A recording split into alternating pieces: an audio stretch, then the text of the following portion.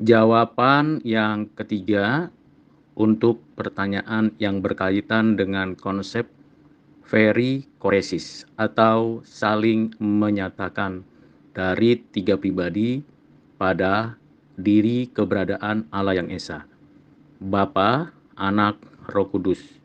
Di dalam kekekalan pada dirinya, Bapa, Anak, Roh Kudus saling menyatakan diri. Artinya, ketiga pribadi tidak dapat dipisahkan, tidak bercampur, dapat dibedakan. Ketiganya adalah pribadi yang hakikatnya satu. Satu kehendak, satu natur, satu atribut atau karakter dalam satu kesatuan. Ketika kita membaca Injil Yohanes pasal 14 secara utuh, kita dapat mengetahui bahwa Tuhan Yesus menyatakan mengenai keberadaan Bapa, Anak, dan Roh Kudus. Ketiganya yang maha hadir, maha tahu, maha kuasa.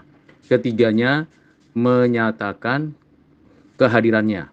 Ketiganya transenden, tak terhampiri, dan ketiganya juga imanen, ada di dalam hubungannya dengan diri ketiganya yang saling perikoresis, saling menyatakan, dan juga di dalam hubungannya dengan ciptaan.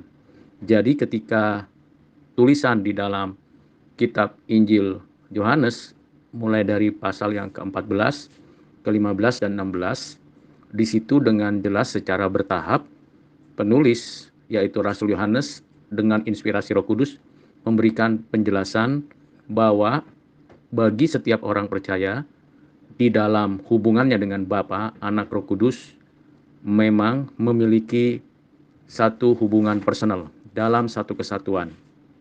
Ketika dinyatakan bahwa kita ada di dalam Kristus, Kristus ada di dalam kita, saat yang sama kita ada di dalam Bapa, Bapa di dalam kita, Roh Kudus ada di dalam kita, kita ada di dalam Roh Kudus. Itu dalam satu kesatuan, tidak terpisahkan dan dapat dibedakan. Ini yang disebut dengan konstruksi berpikir paradoks. Artinya ada kebenaran yang menyatakan memang keberadaan hubungan antara Bapa dengan kita, kita dengan Bapa, hubungan antara kita dengan Kristus, dan kita tahu hal itu seperti yang ditulis di dalam kitab Injil Yohanes pasal 14, 15 dan 16 dan di dalam surat-surat Paulus. Jadi ketiganya tidak kontradiksi tetapi justru memberikan kepada kita gambaran bahwa kalau kita mengatakan bahwa Roh Kudus ada di dalam kita, kita di dalam Roh Kudus, itu juga tidak ada satu kesalahan. Namun tidak boleh, bahkan tidak mungkin kalau ada keterpisahan. Maksudnya ketika kita mengatakan Roh Kudus ada di dalamku, aku di dalam Roh Kudus, berarti saya saat yang sama juga harus memberikan pengertian Roh Kudus ada di dalamku, aku di dalam Roh Kudus, Kristus ada di dalamku, aku di dalam Kristus, Bapa di dalamku, aku di dalam Bapa.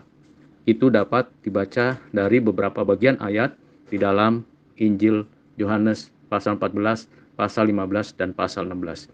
Kiranya jawaban yang singkat ini memberi pertolongan bagi kita untuk mengerti konsep perikoresis. Tuhan memberkati.